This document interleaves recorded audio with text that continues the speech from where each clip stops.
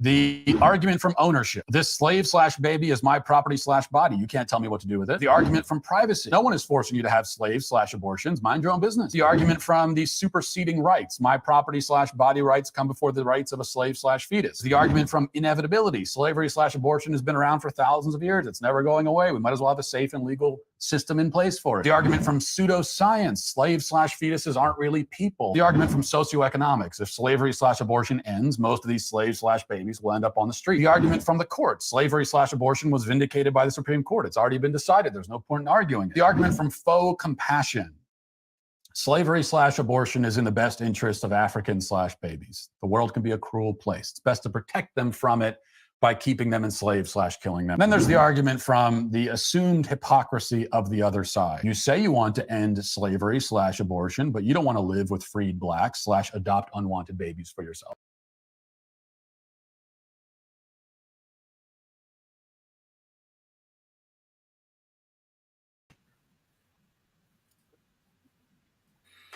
What's going on, y'all? In today's episode, I appreciate y'all joining me today. As you can see from the intro video, in today's episode, we will be addressing some of the arguments made by the pro-choice advocates and some of the old arguments made by the pro-slavery advocates, and see how they jive and how they compare. The comparisons are eerie and not shocking for those of us who know better, but I'm going to go over a few articles as the video progresses, and a few articles that really make a sound case that the comparisons, that the similarities are stunning. And these are things that we need to consider, especially for those of you out there for those of us out there who are pro-life, like myself. These are arguments that we can use to better fortify our arguments. I find a lot of people, a lot of believers, a lot of pro-lifers really don't have sound arguments during these discussions. We find ourselves often being on the defensive when clearly this discussion, we should be on the offensive consistently, because we have we have right on our side. But the thing, when it comes to the pro-choice side, they've spent decades contriving or creating contrived arguments in order to justify their perspective, to justify the killing of the innocent unborn. So we just have to make sure that we're doing our homework. We are better prepared. So I'm going to take you through a few articles that I read, and I found them to be very solid. And then we're going to discuss it biblically. What does Scripture say? So that we are on solid ground as we have these discussions. Hope everybody's doing good. Good afternoon there, Chris. I see you jumping in. I appreciate you being there. And anyone else who's watching, I definitely appreciate y'all diving in for this discussion. It's not going to be a fun one today, but it is something that we need to address. Bottom line, it has to be a conversation. These are conversations that need to be had. As uncomfortable as they may be, we can't walk away from this conversation, because it is one of the many conversations, one of the pivotal conversations of our day. And so we should be better prepared for them. So let's dive in. All right. Abortion and slavery, very similar arguments. This is an article from the Human Defense Initiative. Feel free to comment below, y'all, as if you have any thoughts, whether you agree with me or not. It'd be cool to have a good, solid, sound, respectable discussion on this matter.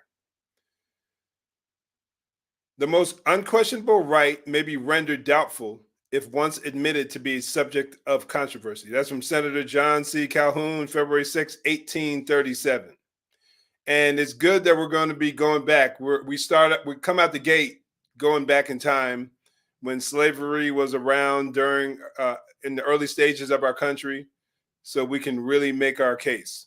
Senator Calhoun defended the quote unquote unquestionable right of slavery in 1837, when the vast majority of Americans did not consider African Americans to be equal. His opinion was the popular view held across the country. Keep that in mind, y'all. Even though some states were pushing to end slavery in their own jurisdictions, white Americans did not consider freed slaves of equal status. Now, I don't want to make a blanket statement like that. I would say some white Americans or many white Americans felt like that. But would I say that that was the general consensus? It may have been. I agree that it was the popular opinion held by many, but I would say that there was a large enough movement of people who realized that blacks were also made in the image of God, that they pushed back on the popular narrative. But let's proceed. In our own time, much of the country will admit to not viewing the preborn as equal under the law. Now, that is very true, because I've had conversations with people on both sides of the aisle, people who profess to be pro-life, who say, or they make the profession that they're pro-life, but they say that within a certain time period. Now, as a Christian man, I look at, and we'll get into this a little later, I understand that life begins at conception. There are plenty of Bible texts to support that. Scientifically speaking, there's plenty of science to support that. There's no doubt about it. Life beginning at conception is the general scientific opinion, as it may be unpopular to say in a public setting, because much of the debate over abortion is, when does life begin? But when we understand, I should have brought up some data for that. I might be able to find some as this episode progresses. But if we understand that when a egg and a sperm unite and the child is created, not before, not after. Now, we're not talking about the sperm itself, or we're not talking about the egg itself. We're talking about when they unite, when they come together and the egg is fertilized, that human life is in its very earliest stages. And the only differences primarily between us, a baby, a fetus, and that early stage embryo is basically time. And the only things that primarily separate us is our maturity, our time, and time. Because as time goes on, all the genetic material initially is there to demonstrate that we have. It's all there, and it just needs time. It needs nutrients and things like that in order for it to progress into human life. I heard, oh my gosh, I can't think of this comedian's name. This guy, bald-headed white guy. He's real bold, brash, outspoken, and he throws a lot of common sense. Not Bill Barr. Is it Bill? No, not Bill Barr. Not Bill Barr. Gosh, it's something like that. It's on the tip of my tongue. It's driving me nuts here. Anyway, is it Brewer? Oh gosh, Bill Brewer. That might be his name. Anyway, I'll look it up. But he makes this argument.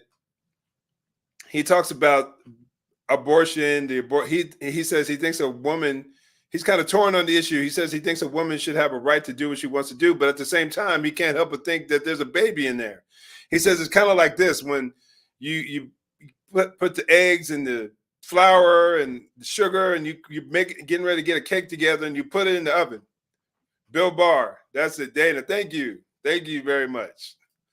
And he puts the cake in the oven. He said you put a cake in the oven, you turn it on, and then somebody walks over, opens the oven, grabs the cake, and just throws it across the floor. And you're like, hey, wait a minute, what'd you do that for? I was baking a cake. And he said, that's not a cake. It wasn't a cake yet. He said, well, it would have been if you hadn't taken it out, thrown it across the floor. As funny as that is, it's a very reasonable argument. Everything was there for it to be a cake. All it needed to do was bake and cook and all that kind of stuff. And voila, you got a cake. And it's a cake beforehand. It just hasn't developed to that stage. And as, like I said, as silly and kind of goofy as that skit was, I really cracked up laughing. It made a ton of sense. It's the reality when we're talking about the life issue. all, as I said moments ago, all the information, all the genetic material, everything is there for that fetus, for that baby to develop fully into a full-grown human being eventually. And for people to come in there and just stifle that and then try to act as if it's not a human being and say that it's something else, it's not there yet. Then the question is, at what stage does it, in their opinion, does it magically become a human being? Like, when does that take place? And you'll hear some of the craziest arguments. I remember watching the episode of MSNBC where this former host, I don't know if she's on there anymore. Lord knows I stopped watching that network. But she said, I think a baby becomes a human when the mom has a feeling.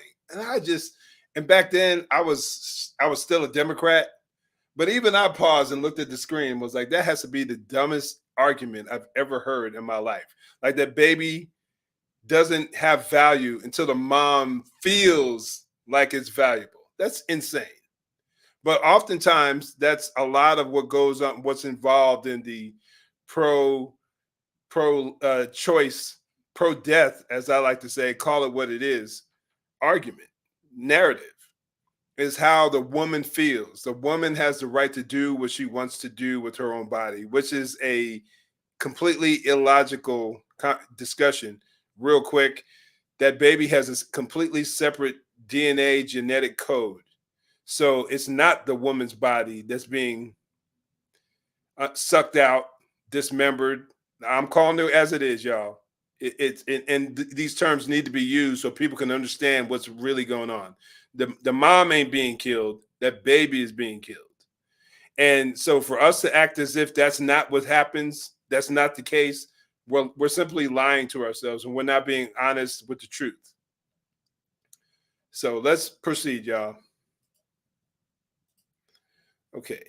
As history has shown, having the favored opinion, and I love this, does not automatically grant the side to be a reasonable argument. Because if that was the case, and I'm going off script here, if that was the case, then no one could ever justify or argue against Nazi Germany for the atrocities that they committed. And plus, many of the atrocities that were committed worldwide throughout history, when Christians were persecuted legally, when certain people in China and in Japan, and the way the slaves were treated here, the way Japanese were treated here during World War II, we can go on and on with people being dehumanized, being slaughtered, simply based on it being legal at the time. Slavery was wrong, even though the majority supported it. Likewise, abortion is wrong, even if a majority support it. 100%.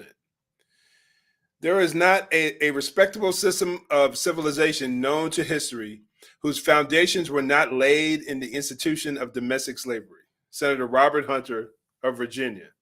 And that's accurate.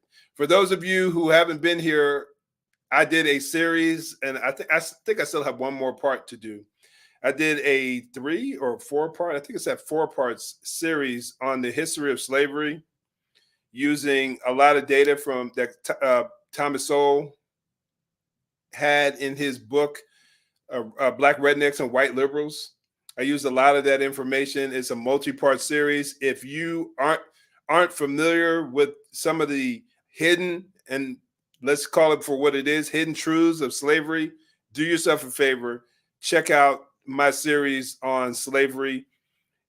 Unless you're familiar with some of these newer, or I can't say newer arguments, because they've been around a long time. It just hasn't been spread widely.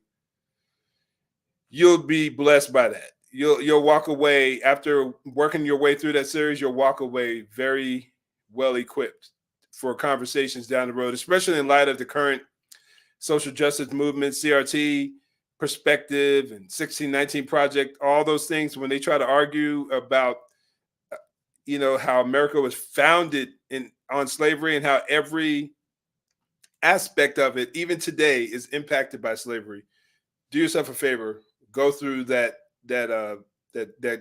series of videos. I need to put it into a playlist. That's what I need to do. I'll probably do that today if I remember.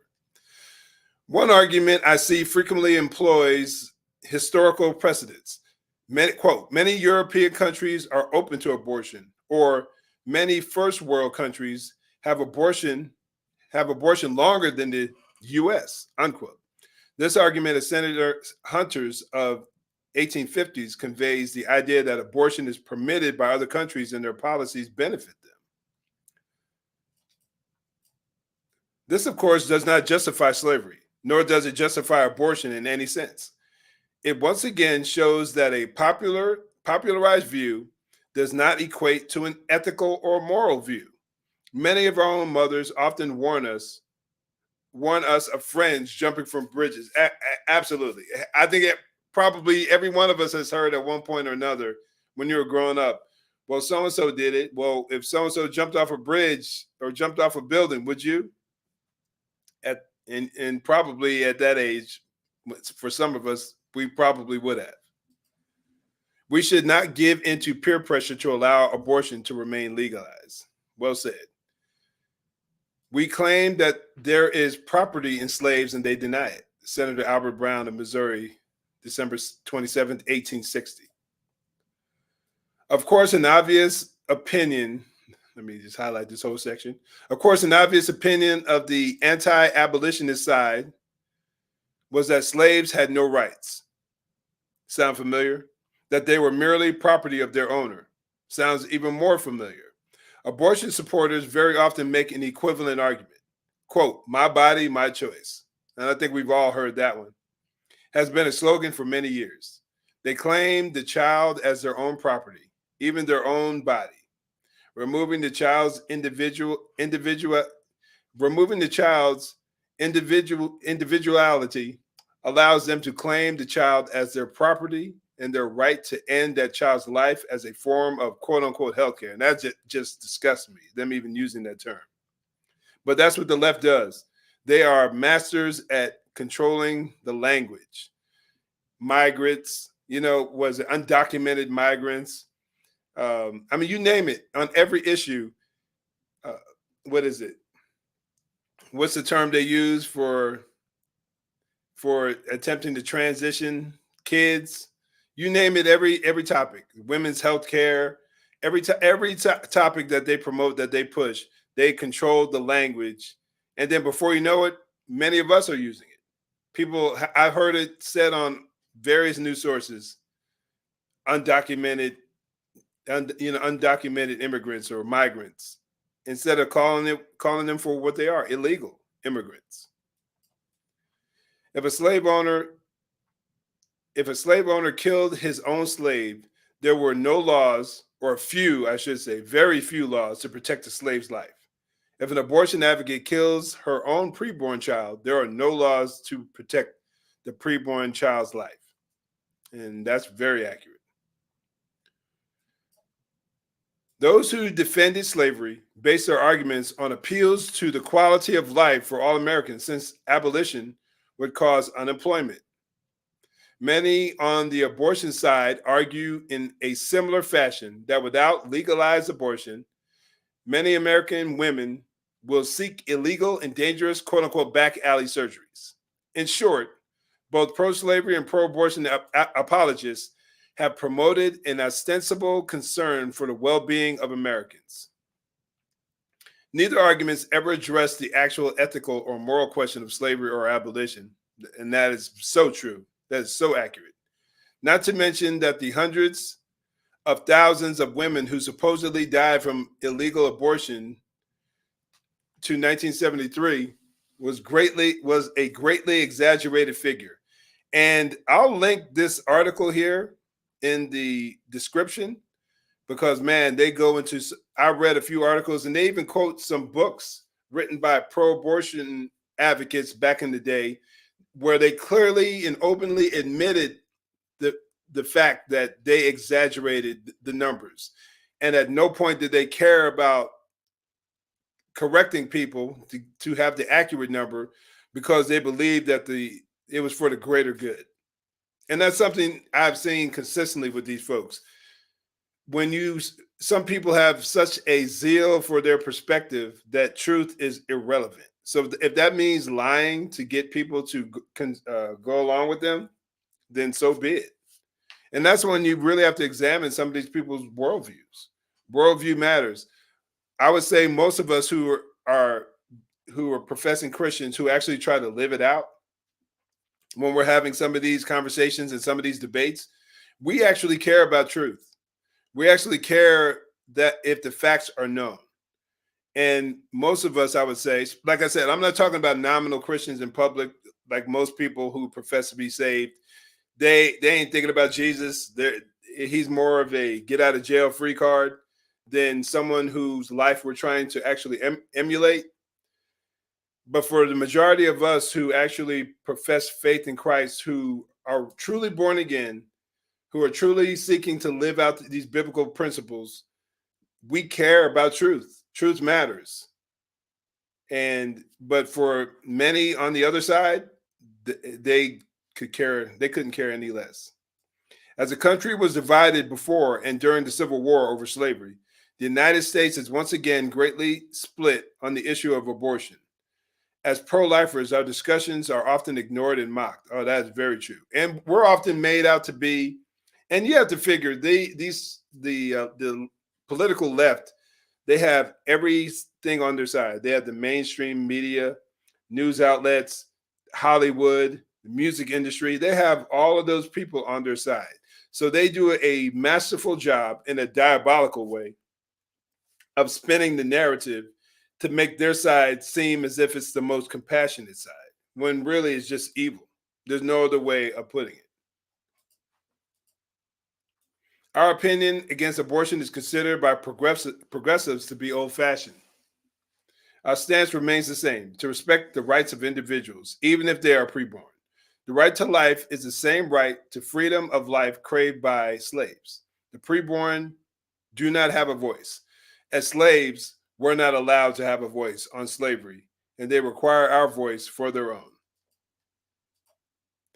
If the arguments against slavery were capable of overcoming the popularly held views grounded in racism, then arguments for abortion can be dismantled as well. Very well said, I believe. Very well stated. What do y'all think about that? Think that was a good, think she made her case? Or whoever wrote the article, I think he or she. Forgive me, y'all, it's warm up in here. In this one room where I had set up as my office, get pretty dang hot. And it's in Vegas, so we other than Phoenix, I think, yeah, we take the cake when it comes to heat, how bad it can get. But yeah, definitely. Let me know what y'all think about that. I thought that there was some pretty sound arguments right there. Let me go on to this next article. Let me see. Let me check out the comments real quick. Yeah, he's a smart aleck response to I got slapped for it. I got slapped for it most of the time. Was that when, as far as whether you would jump off a bridge, is that what you're talking about? When falling after your friends? All right, let me see here. I count myself blessed that my parents weren't afraid of busting my butt when I needed it. Chris, you and me both, brother. You and me both. By God's grace, my parents had no shame and no qualms about lighting me up when I did something dumb. And it kept me from really doing some pretty dumb stuff. And, it seems like it took me a long time to really get out of those habits of doing something stupid. All right, let's move on here to the next article. I appreciate y'all joining me for this conversation. Once again, conversations that need to be had. Okay, this is probably the best article here, I thought. It was between this one and the next one. I can't remember exactly, to be honest with you, which ones I appreciated the best, or the most, I should say. Let's dive in here. 4 pro-choice arguments that echo pro-slavery arguments.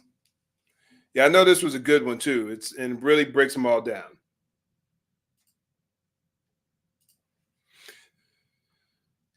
Argument number 1.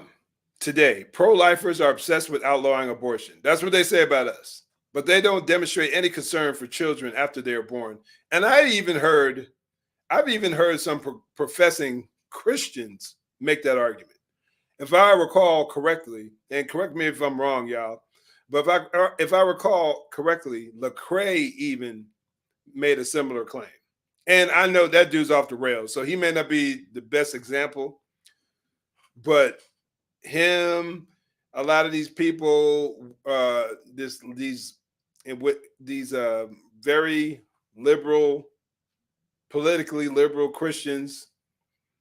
I don't even know if I even want to use that term half the time, to be honest with you. But they say that pro-life people care so much about the pro-life stance that they don't care about the kid after they're born. And that's oftentimes that's nonsense. Those of us, the Christians, believers, those of us in the church, we give far more than folks who are on the secular side, the atheists, the agnostics, so on and so forth. There's no comparison to the amount that we give to various organizations. And these organizations don't even necessarily have to be Christian, but we have a tendency to be more compassionate about those in need. It just is what it is. So don't let anybody just fool you in thinking otherwise. The women's health centers, the pro-life centers around the country, they are funded by donations, volunteer efforts. And you'll often hear the pro-choice advocates. I had a conversation with someone close to me who was trying to say, and it was just a typical liberal talking point. He really didn't know, but he was saying, well, there's more abortion clinics around the country than pro-choice, pro-life clinics. And I didn't have an answer at the time, but as soon as we got done, I did some research and I was like, that isn't even the case. Pro-life centers are all over the place, and they don't receive any government funding. It's volunteer work and donations, and that's how they keep going. And how are they kept going? The professing believers, conservatives. That's how they're primarily funded. So don't let anybody rob you and try to say that the other side is more compassionate. That's garbage. Anyway, let's proceed. In the 19th century, abolitionists are obsessed with outlawing slavery. That's what the pro-slavery side would say about abolitionists, that they're obsessed with outlawing slavery, but they don't demonstrate any concern for slaves after they attained freedom. And then here's a quote that they actually got from T.W. McMahon. Having by satanic promises and their fair words charmed away many of the docile and credulous creatures, they abandoned them to their own unfortunate fate. The Negro is degraded, a vagabond, and an outcast, and always used as the medium of self-laudation by the hypocrite. The people do not understand him, do not care for him, feel that they have no special interest in him, have no sympathy, that is no purely objective within him or with him, and treat him only as a medium of quote unquote moral excitement. T.W. McMahon, Cause and Contrast, an essay on the American Crisis, page 67 through 68. Sounds pretty familiar. Sounds very familiar. Now, what's the best response to this? If an abolitionist did not care about escaped slave, it wouldn't change the fact that slavery is barbaric and should be illegal. Likewise, even if pro-lifers do not care about born children, it would not change the fact that abortion is barbaric and should be illegal. And by the way, pro-lifers don't care about born children. See Helen Alvarez's piece on the lazy slander of the pro-choice cause. Excellent response. And why do I think it's excellent? But partly because regardless of what, it's like someone using the argument, let's say they're for the death penalty, and I'm just throwing this together, y'all, so bear with me. And then they say, or let's just say it's not the death penalty. Let's just say it's just some other crime, and someone gets locked up for it, and you're just trying to argue the other opinion. You know what? Forget that argument.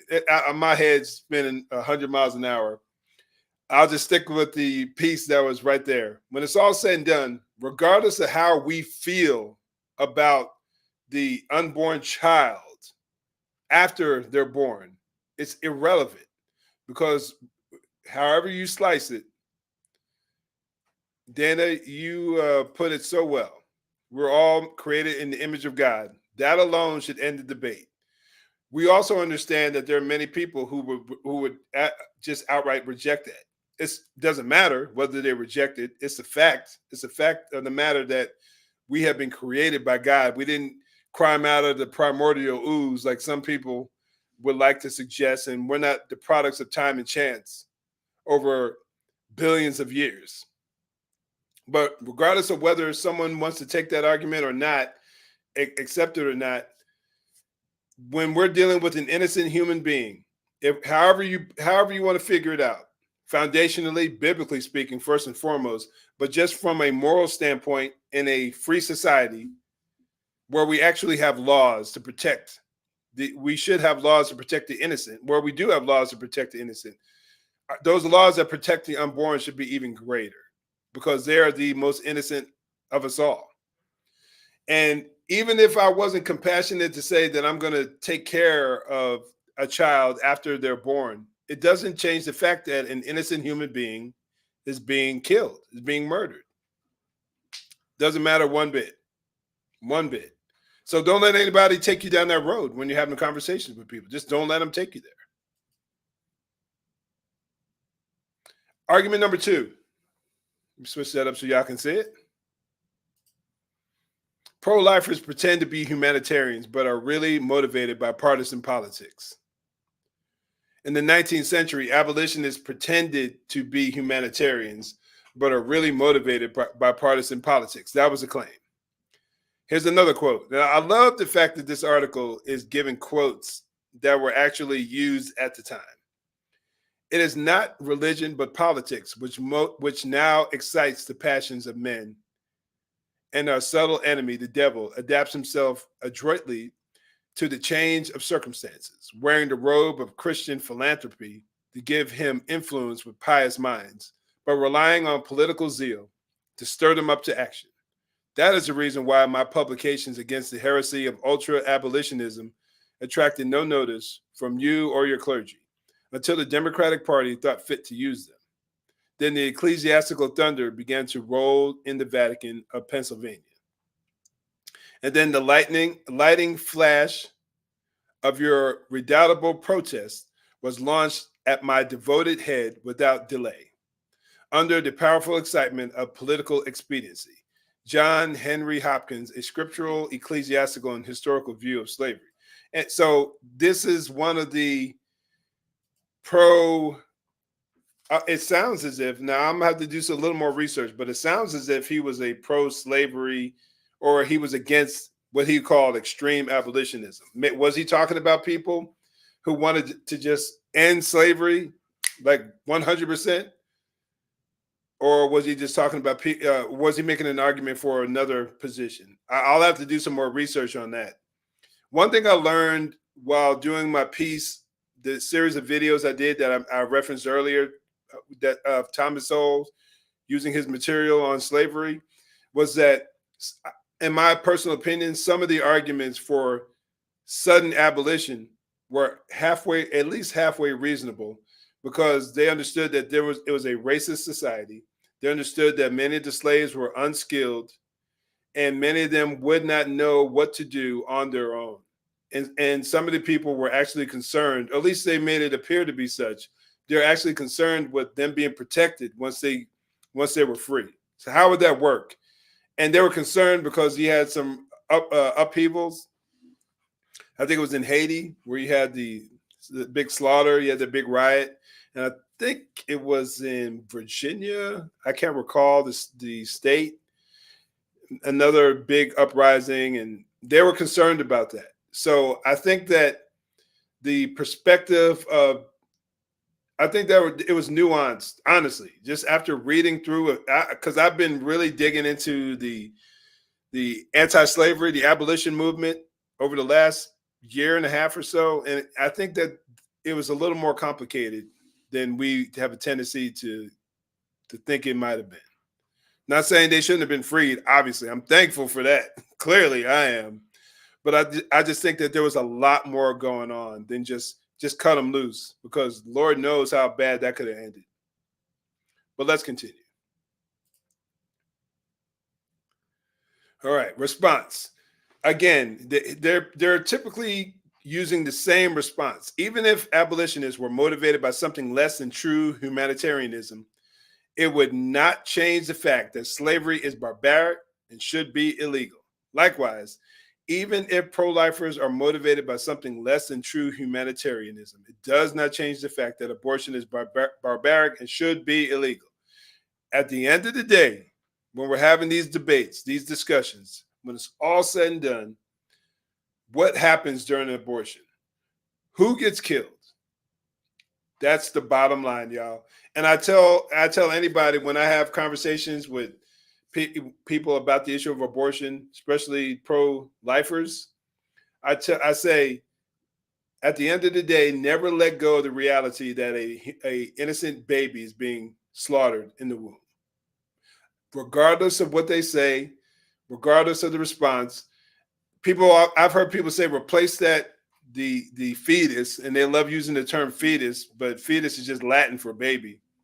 But regardless of what they say, or I say replace their argument with the 2-month-old or 1-month-old baby for the life of the mother, or for the health of the mother. And health can be a very broad term. And I think one of the articles that I'm going to share with y'all goes into that. When it says the health of the mother, that could be mental health. And we're not talking necessarily if the mom's schizophrenic or bipolar. It could just be she just demonstrates that she's depressed. And there can be, in anyone who has any knowledge whatsoever, even slightly in the mental health field, I'm no mental health expert, but being in law enforcement for over 20 years, I dealt with many, many of mentally ill people. And I came in, so the concept of depressed or highly stressed or whatever, that could be used as the health of the mother. She could just not want the child. And that could be all that is needed to justify killing the baby. So we have to understand how these terms can be used for the others by the other side. All right, argument number 3.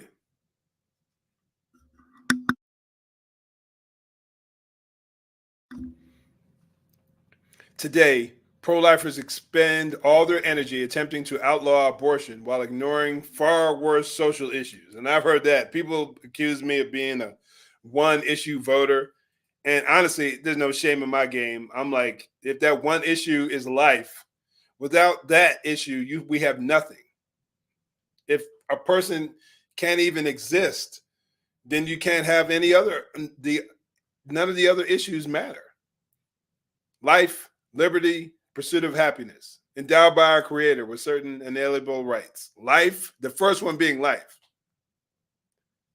You just can't, like I said, they may try to have these contrived arguments, but it just doesn't work when deeply examined. Okay, I think 19th century. Abolitionists expend all their energy attempting to outlaw slavery while ignoring far worse social issues. Here's the quote from T.W. McMahon. Philanthropy, one of the old quotes, philanthropy was or is too deeply occupied with the Negro to expend any of its charity, quote unquote charity, upon the starving white wretches, impoverished European laborers who stood or stand trembling and almost lifeless at its doors. Blind to the excruciating slavery that surrounds it, it sounds the toxins of pity and sympathy. On behalf of the well-fed, well-clothed, and well-cared-for Negro of America. Dang. Put it out there like that. Well-fed, well-clothed, well-cared-for. I guess that's subjective depending on who they had. But I think you're getting a little carried away. This dude here, T.W. McMahon, acting as if slaves were just treated so great. Like I said, there probably were some good slave masters, but I don't think that was the norm. I would argue against that quite passionately. So our response, again, Even if all abortionists were hypocrites, it would not change the fact that slavery is barbaric and should be illegal. Likewise, even if pro-lifers are hypocrites, it doesn't change the fact that abortion is barbaric and should be illegal. And in these video links that are linked in the response, it's not graphic. Well, it is to some degree because they show images of artist illustrations, but there's a former abortionist, abortion doctor, or whatever you want to call him, who kind of breaks down the procedure. Oh my gosh, it's pretty brutal, no question about it. I personally think that we should know what goes on during an abortion procedure. Some years ago, I basically forced myself in watching a video. I think it's called Silent Scream or something like that. It came out in the 80s, 70s or 80s or so. And it showed an abortion procedure. I mean, you don't see every detail, but it is pretty brutal.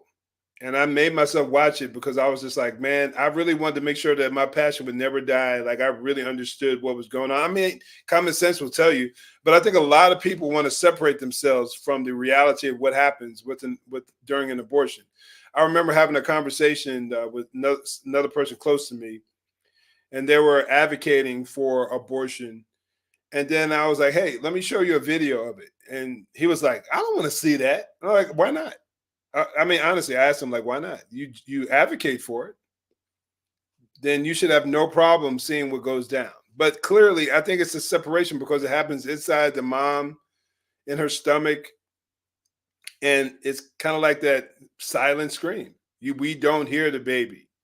We don't see the horrors of what takes place, how that child gets dismembered on many occasions. It is utterly brutal, disgusting, and evil practice. That's the only way I can describe it. And I think many of us we don't have to see what's going on, and we can separate ourselves from the evil. I've seen people, pro-life advocates on the streets, protesting, having pictures, images. They say they do that because they want people to see the brutality of it. And that was one aspect that during the civil rights movement, when Emmett Till was beaten to a pulp and murdered, his mom wanted an open casket because she said she wanted people to see what happened to her son. And that really impacted people. Once people started seeing the heinous nature of how Blacks were being treated in many parts of the nation, especially down south, it really woke people up to the barbarism that was taking place. And the same thing with slavery. When Frederick Douglass would speak and he would show the scars on his back, it just really woke people up, man. This isn't just some simple practice that's really not harming anybody. It's a deadly, dangerous, and barbaric and evil practice. Slavery was, and abortion is no different, no different. And I've seen people lose their minds when the pro-life advocates had pictures of babies being ripped to pieces. And why do they respond like that?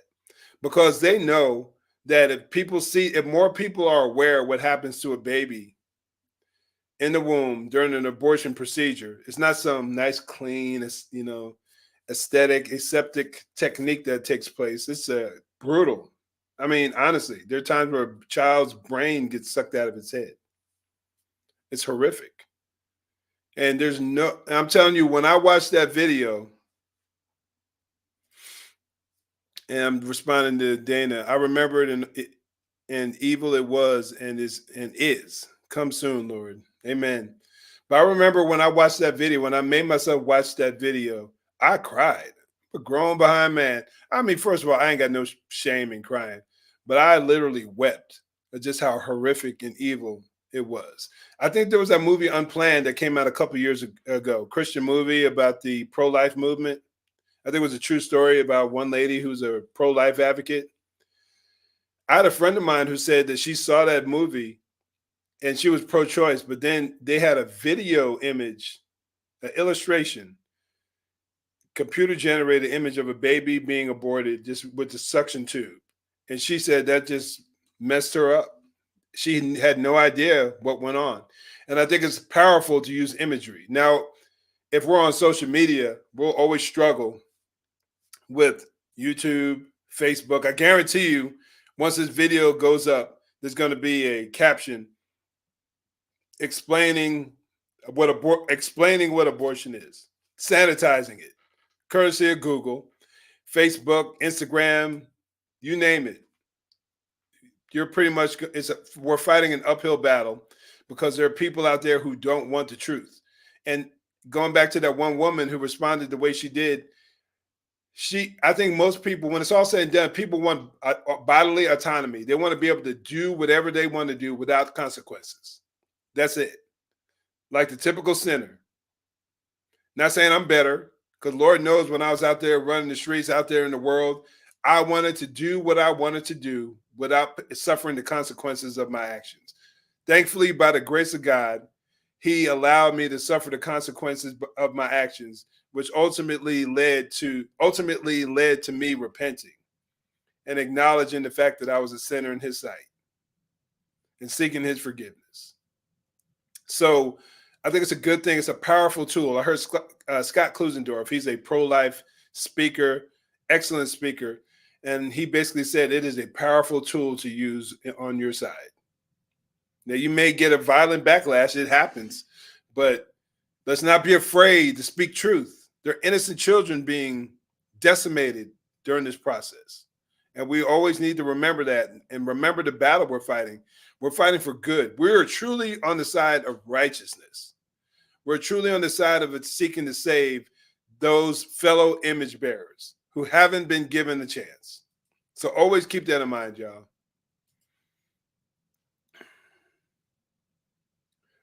Okay. Argument number 4, I believe. Today, pro-lifers grossly exaggerate the cruelty of abortion. I pretty much wrapped that one up, but I'm going to proceed. Painful late-term procedures are very rare. In the 19th century, they claimed abolitionists grossly exaggerate the cruelty of slavery. The mistreatment of slaves is very rare. We have no reason, this is a quote here, we have no reason to question the assurance of Southern clergy concerning the justice and kindliness of the treatment which the slaves received.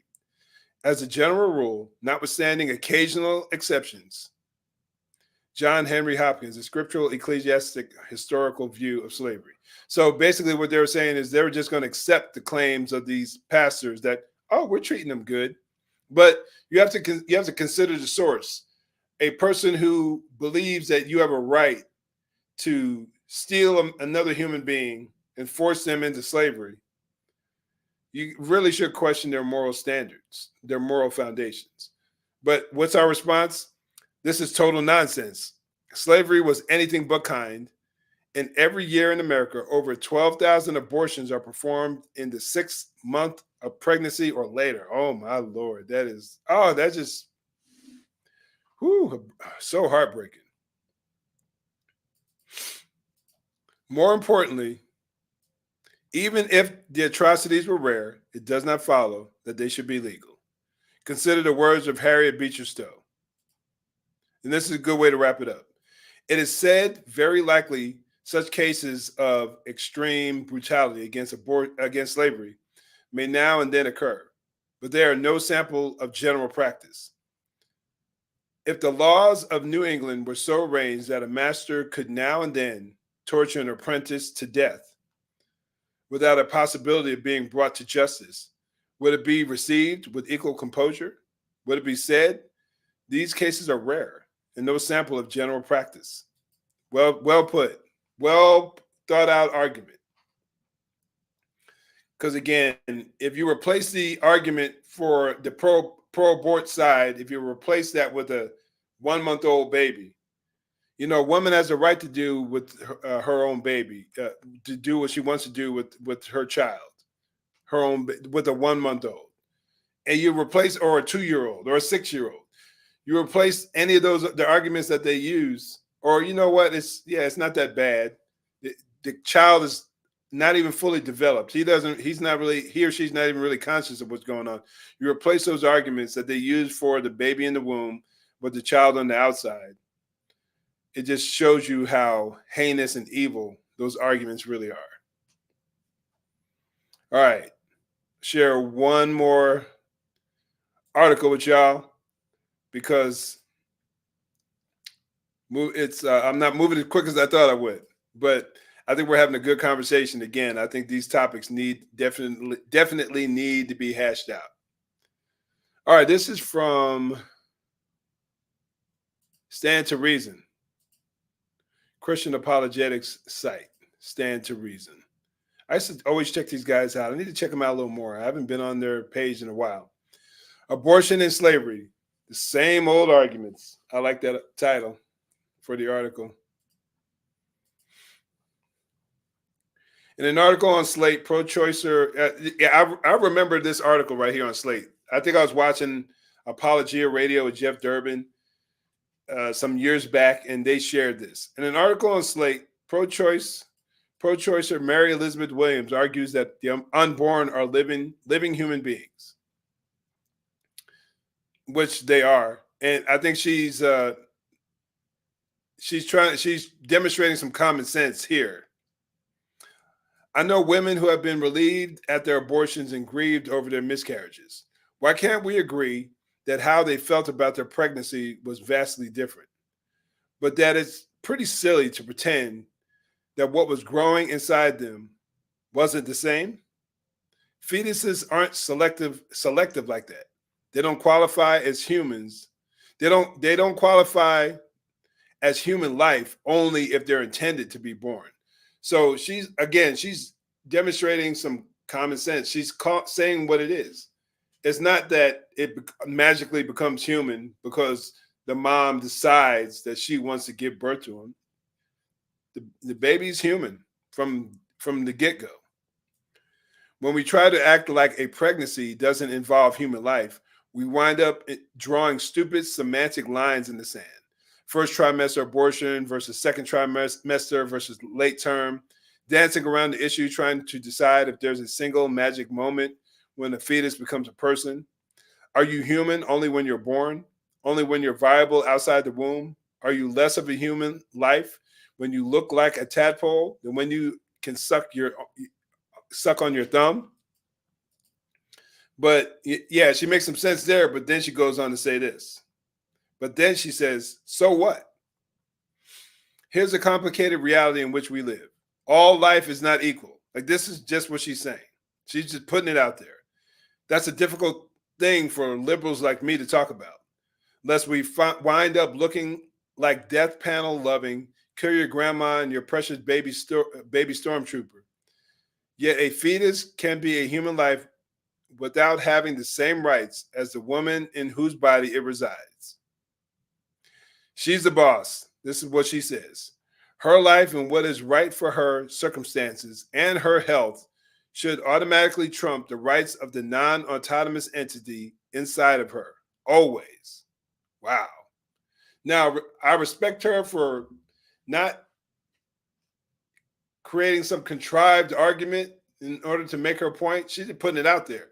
She's basically saying that it is a human being, but I feel like we should do whatever we want to do because it's the mom's decision of what she wants to do because the child is not autonomous. That's basically what she's saying. The baby or the baby's not autonomous, meaning the baby cannot act independently on its own. But then again, let me just jump in there real quick. If that's your argument, when does a child become autonomous? When can a kid take care of him or herself? Not at 1, not at 2, 3, 4, 5, 6, 7. Like, honestly, kids have such poor judgment for so long that what are you talking about? 10 years old, where they can really start taking care of themselves? This argument is so lacking and so weak, but I know plenty of people that probably jump all over that. I mean, I've heard people outside abortion clinics making some of these similar arguments. Chris got something over here. If I'm missing some of your posts, y'all, I forgive me. I'm not trying to ignore them. I just have a lot of stuff I want to put out, and I don't want to keep y'all here all day. but I definitely appreciate y'all chiming in. Eric, there are corners where it's whispered that a child can be killed up to 2 years old because they're not self-aware. I heard that. There was a guy, and I know he's not alone, but there was I don't even know what term, some kind of bioethics guy at some college who was making the claim that a baby should be aborted after birth. A kid should be killed after. Like, and it shouldn't even be a debated topic. And because he felt as if they were not, like she says, they're not autonomous. They are not self-sufficient. They need help. But I mean, that just shows you the levels that these people will sink in order to be able to be free from consequences. And here's another thing that always bugged me. And I'm just talking about being consistent. I'm not saying that a dad should be able to do what he wants to do. But if a mom can have autonomy over her body, as they love to say, why can't a dad just flat out just say, you know what, I don't want to take care of that kid? Why is a father forced to, if a mom makes the decision to keep the baby in this country that allows abortion, I'm just talking about trying to be consistent. Why can't a father just say, you know what, I don't want to have anything to do with them? Why can't I invoke my rights of what I want to do with my own body? I mean, honestly, that argument is as weak as it is, and as evil as that is. When you're allowing a woman to kill her child, how is that any different? He should be able to do the same thing. I don't want to take care of this kid. I don't want to spend my time being attached to this kid. A dad should be able to walk away if he wants to. And I'm not saying, all I'm saying is that should force us to think about how idiotic and how evil these pro quote unquote choice arguments are. If you look at it from the other side, but nobody would ever go for that. Nobody would ever go for that. But they need to think these things through all the way. Self-aware is different from able to care for myself. That's true. That's very true. All right, let's proceed, y'all. Man, I appreciate y'all joining me here. This is a topic, I like hitting on deep topics like this. I really, really do, because one of the big aspects of what, for those of y'all who may have just joined me over these last couple of weeks, since I really got back into making content, or a couple of months, I should say, my channel was primarily about policing and law enforcement. But I have so many passions that are deeper than that. I love apologetics. I love defending the faith.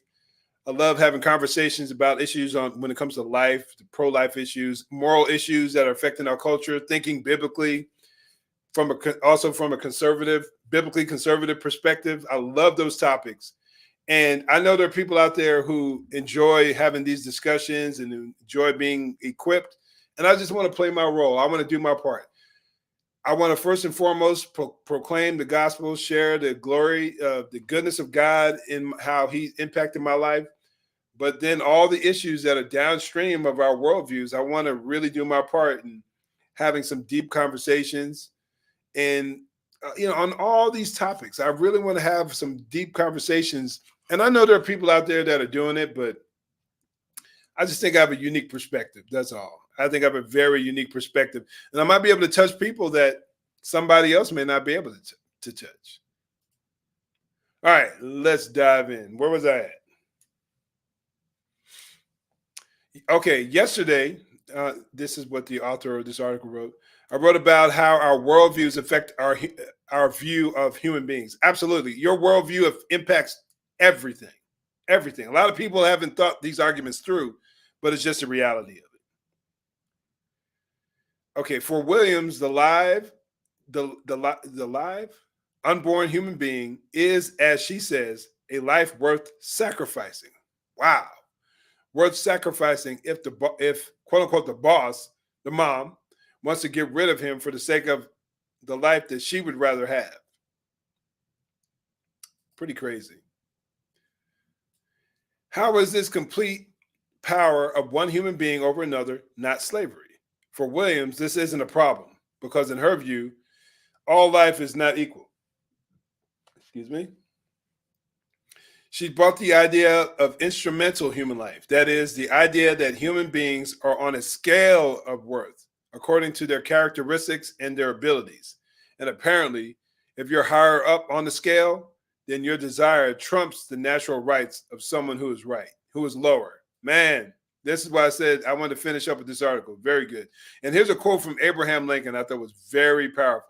Abraham Lincoln commented on the absurdity and danger of citing instrumental value to justify the use of power to impose one's will on another human being.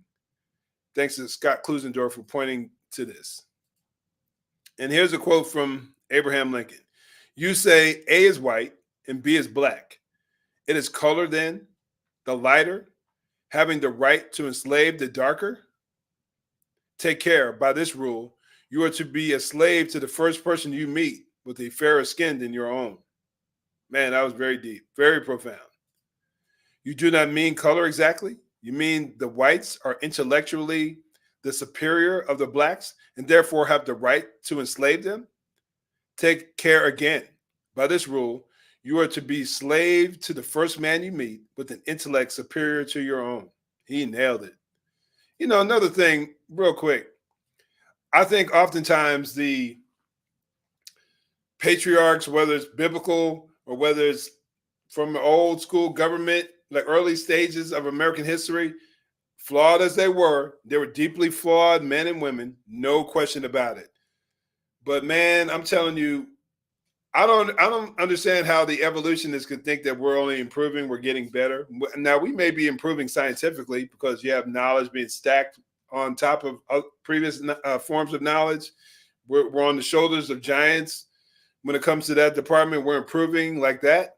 But as far as intellectually, man, there were some giants back in the day. No question about it. I read some of the writings from the 1700s and 1800s. I got to bust out a dictionary because the word usage was big time. And now, I mean, kids don't even write in cursive. My two boys, 18 years old, they don't even know how to write in cursive, in script. They never taught them. And it's like, it's just really unfortunate. And somehow a lot of people today think that they're on the intellectual higher ground because they're progressing. Nonsense. Biblically speaking, historically speaking, and other aspects, as far as there were some serious heavyweights academically back in the day. But let's proceed. But you say it is a question of interest.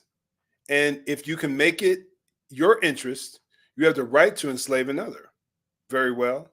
And if you can make it if he can make it his interest, he has the right to enslave you. The arguments for slavery were the same as arguments now for abortion. Human beings are only instrumentally valuable. Some people are worth less than others because they lack particular qualities. They lack the particular qualities that I have. Therefore, my desire trumps their rights. The argument against slavery were the same as the arguments now against abortion. All human beings are intrinsically valuable and have equal natural rights, regardless of their characteristics. Exactly. A human being, because if you think about it, a lot of the arguments that they make could apply to a human being who's on life support. They're dependent. They may not be able to think fully. Their minds may not be functioning completely. They're unaware, so to speak, because you hear self-awareness being thrown up a lot. So, and I'm sure some of them would agree, but that's an okay thing. Should you be able to just dismember this person simply because they're unaware? Or someone's in a coma. Should you be able to just do what you want to do with them? Because they're dependent on something else to provide life for them. Like I said, we need to make sure we're well equipped to have these solid responses to many of the pro-abortion arguments. The arguments are the same then and now because the two options presenting themselves to us haven't changed and won't ever change. Slavery and abortion aren't just random, unconnected controversial issues. They're rooted in our view of human beings, and they illustrate the two possible directions in which our country can go as we move forward. Will we embrace intrinsic human value or instrumental human value? Whatever we decide as a nation, don't think for a moment that the principles we settle on will only be applied to abortion. Absolutely. All one has to do, this is one thing that I'm really passionate about. When we think about it from how the Jews were dehumanized, Native Americans, African slaves, and this isn't just talking about America. This is talking in general. This throughout human history. There's always been a group of people who have been considered less than.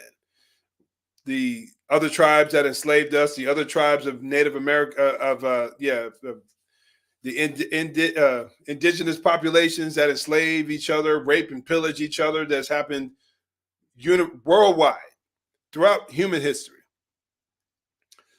When we think about all those things, people have justified dehumanizing other individuals to do Lord knows what. And it concerns me nowadays, here we are in the 21st century, in 2023 and beyond, the rhetoric that's being used towards white people. It really, or even towards Christians, it really, really bothers me. How is it that these Christians in Africa and across the country are being wiped out? There's ethnic cleansing taking place, going on. That happens pretty much every weekend across our world. How is it that these people justify doing this? Many times it's religion related, or could also be tribal, but they don't look at that person as equal to them. And so it bothers me, being a student of human history to some degree,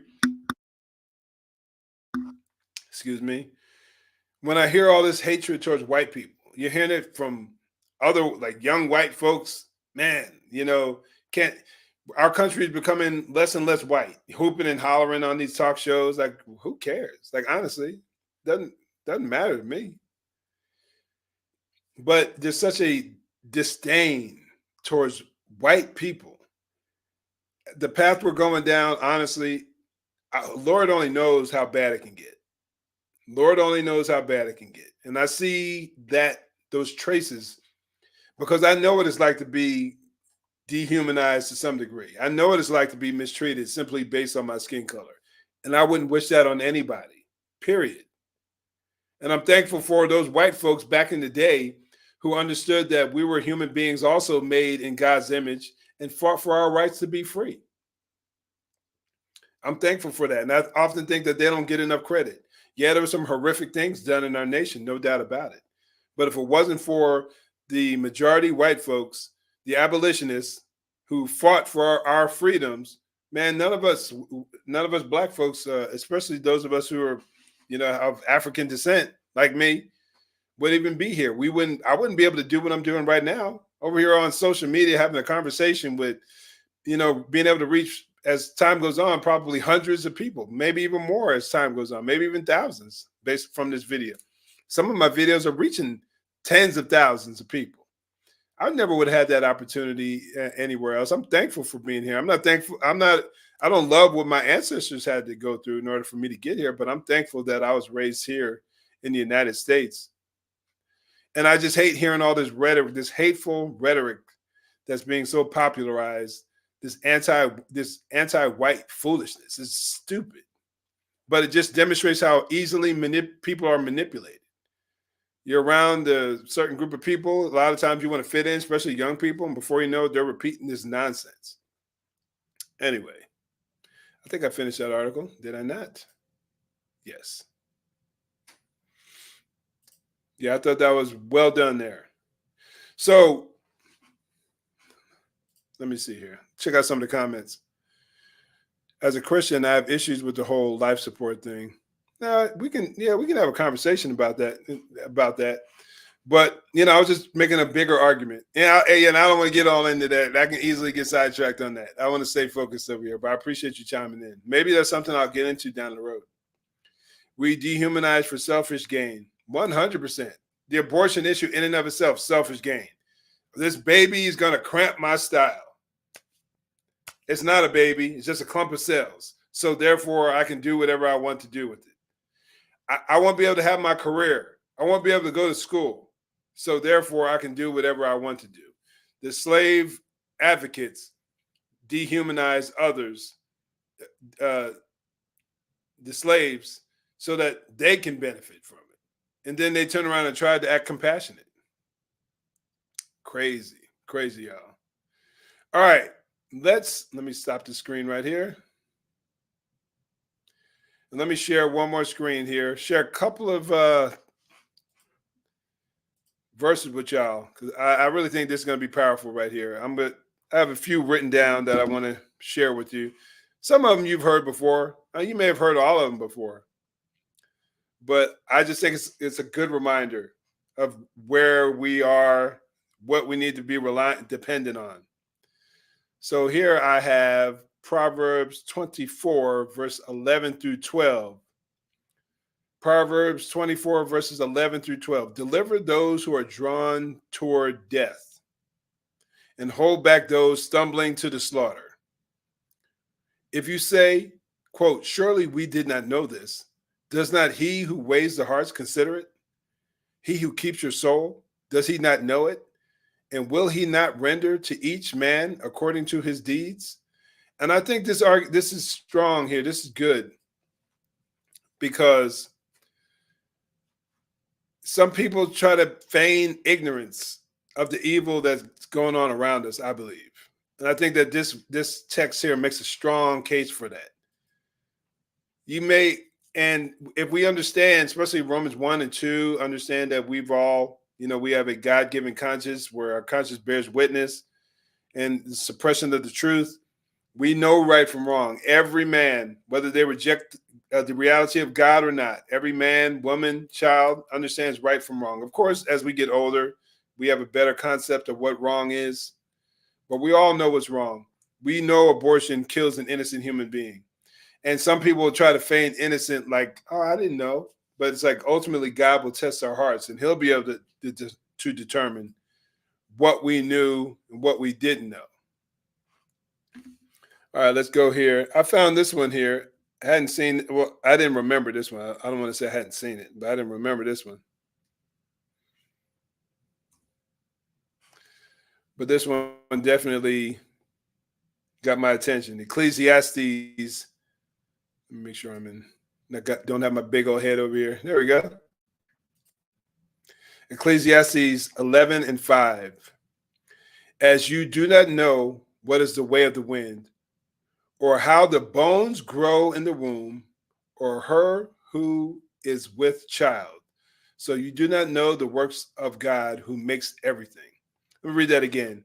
As you do not know what is the way of the wind, or how the bones grow in the womb of her who is with child, so you do not know the works of God who makes everything. Now, we may not know how things work, but we do know the process. We do know what goes on inside of a woman when she is with child, about to give birth. I'm going to take you out to 2 Kings chapter 8. 2 Kings chapter 8, verse 12. And Hazel said, why is my Lord weeping? He answered, because I know, let me make sure I'm in the right place here. Yes. Because I know the evil that you will do to the children of Israel. Their strongholds you will set on fire, and their young men you will kill with the sword. And you will dash their children and rip open their women with child. My goodness. When I saw that, that was just horrific. But it's definitely what's happening. And the only difference is nowadays is that the moms are allowing it. That's the only thing different. Take you out to Exodus chapter 20. Whoops. Hit the wrong button. Exodus 20.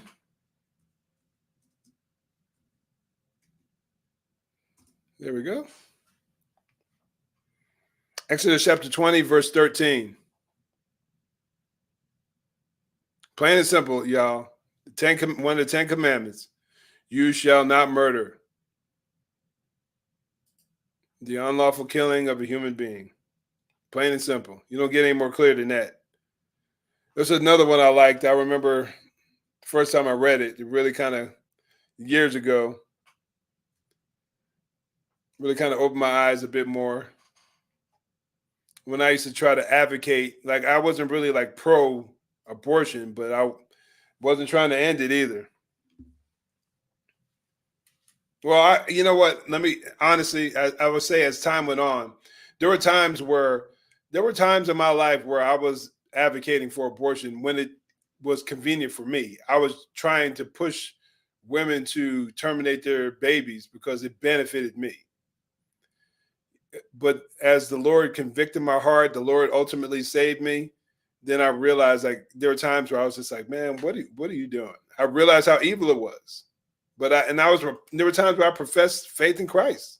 When on the down low, because I wanted to hide my dirt. There was times where I felt I promoted that idea. It's insane. I'm thankful for God's mercy. That's all I can say.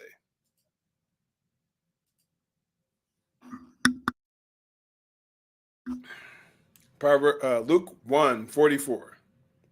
Let me read a little bit more. 41. And it happened when Elizabeth heard the greeting of Mary that the baby leaped in her womb, and Elizabeth was filled with the Holy Spirit. 42. Then she spoke out with a loud voice and said, "Blessed are you among women, and blessed is the fruit of your womb. But why is this granted to me, that the mother of my Lord should come to me? For indeed, as soon as the voice of your greeting sounded in my ear, the baby in my womb leaped for joy." That lets you know that baby, those babies are more conscious than we often give them credit for.